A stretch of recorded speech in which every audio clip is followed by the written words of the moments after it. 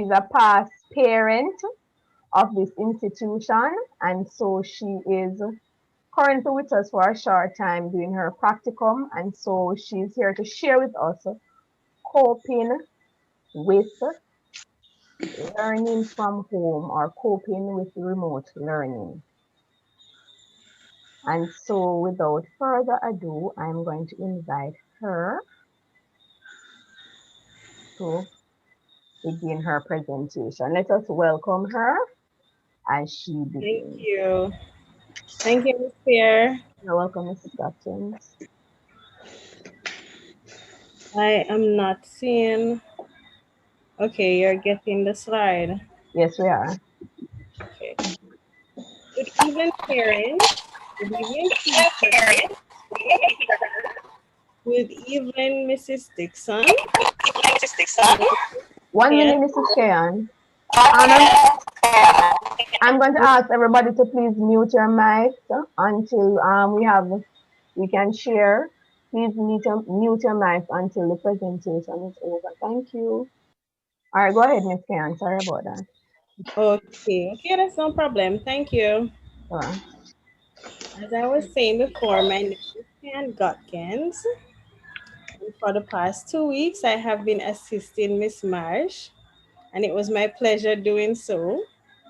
Let me take this opportunity to thank you all for coming to this virtual meeting.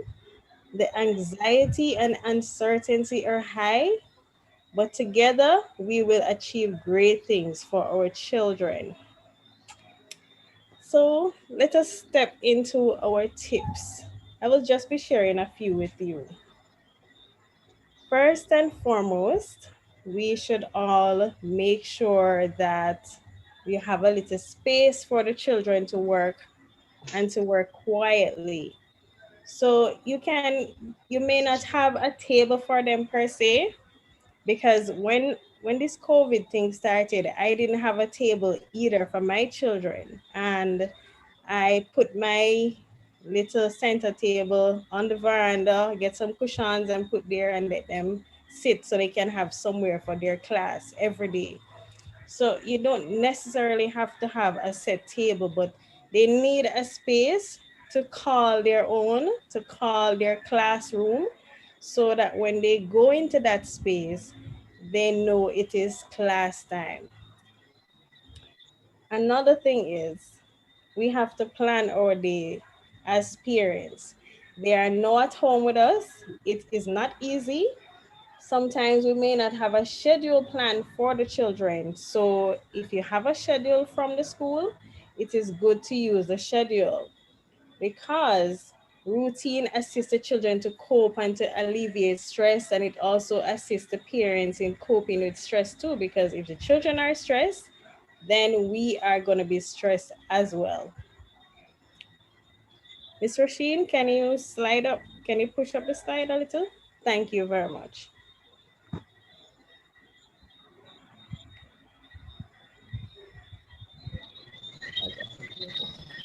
Okay, I'm seeing something on the screen saying that the host has asked you to start your video. Is that something that I can click later, or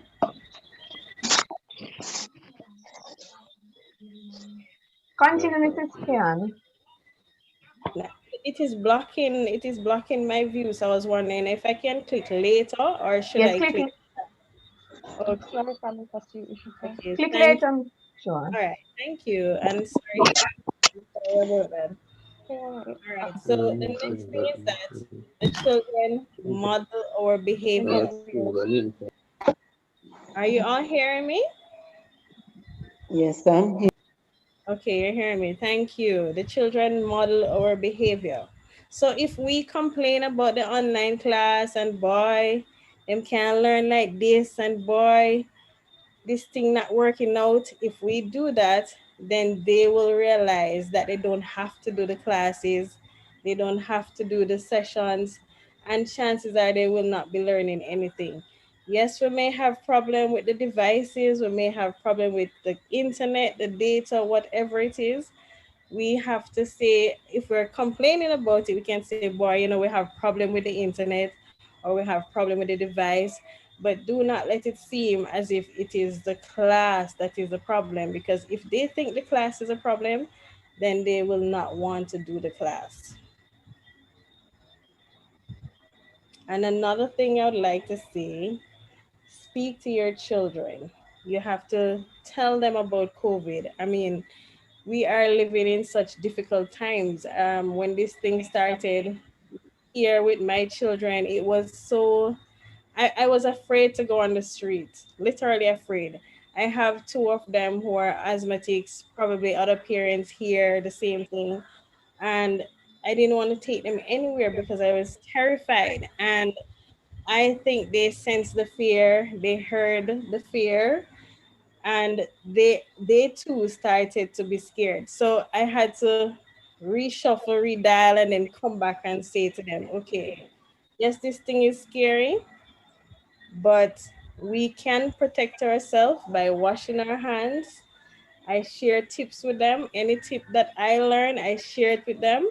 Tell them to let us wear our mask and do whatever it is that we need to do to protect ourselves. But transferring the fear to them, it is not a good way to help them, because it's not helping them. It's not helping them one bit at all. It's only making them scared. And when they can't tell you how scared they are, then they will act out in different ways. And you may not realize it's because of the fear why they're acting in that way. Thank you. All right. The next thing is, I struggled with this. Encourage interaction with their friends. I've struggled with this from March coming down. My youngest, she's 7, and I remember one day she came to me crying, and she was saying to me that she missed her best friend, she missed her friend from school. She can't get to see her, she can't get to talk to her. And the only thing I had was the group WhatsApp from school. I had to send a message in the group WhatsApp to the parent, to the parents. I didn't know which one of them was her friend's parent, and the parent reached out to me, and that is how she ended up speaking to her friend on video call, on calls. And so it kind of it helped. It didn't. She wasn't as bad as how she's not as bad as how she was then. Yes, she's still sad because she cannot see her face to face, but she feels much better that she is able to say, okay, I spoke to Kylie this evening. Oh my God, Kylie is doing this or she's doing that. And they can share and tell each other what they're doing and how they're getting on and what they're learning and stuff like that. So I'm sure other parents may be going through the same things. You can try to reach out to the family or to the mother or whoever it is that has a child to let your children communicate with their friend, because it's not easy. Even us as adults, can you imagine you weren't able to speak to your friends or your family and you had no control over it? It would be very difficult. So it is the same thing for them.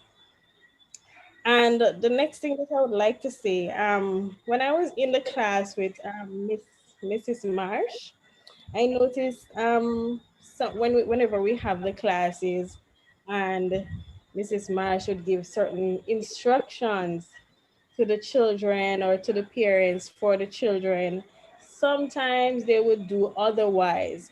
And it is not benefiting the children when the teacher would say, write an A, and you would tell the child, no, don't write A, write B, because that in itself is teaching them not to follow instruction. And it is very critical for them to learn how to follow instruction, especially at this tender age.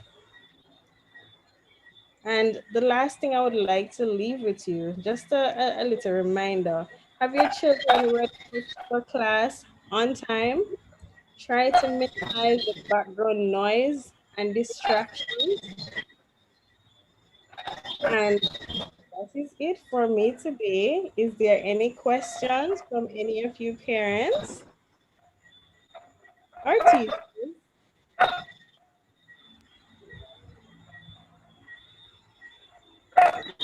All right, do we have any questions? Any comments in regards to that? Anyone would like to share what they are experiencing? Anybody would like to share what's their experience with this online teaching from home?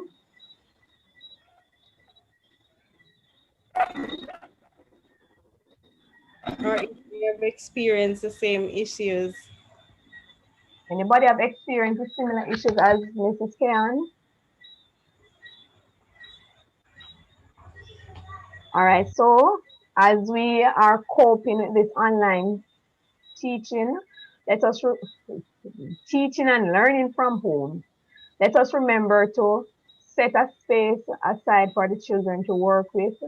Let us plan our day around the children, explain to them that this is the schedule for today, model the behavior that we want them to model. If we are frustrated and we continue to complain about the situation, the children will end up doing the same thing as Ms. Kayan said. Let us also speak to our children. Children are no longer where we said children are, they should be seen but not heard. Children have a voice, so let us continue to speak with them and have the open dialogue. Also, let us remember again to encourage interactions with them, with their friends and their other relatives and family members, and also follow the instructions that are given at school so that the children can learn to follow instruction, because these are the most critical, as Ms. Kayan said, years of their lives where they learn to follow instructions.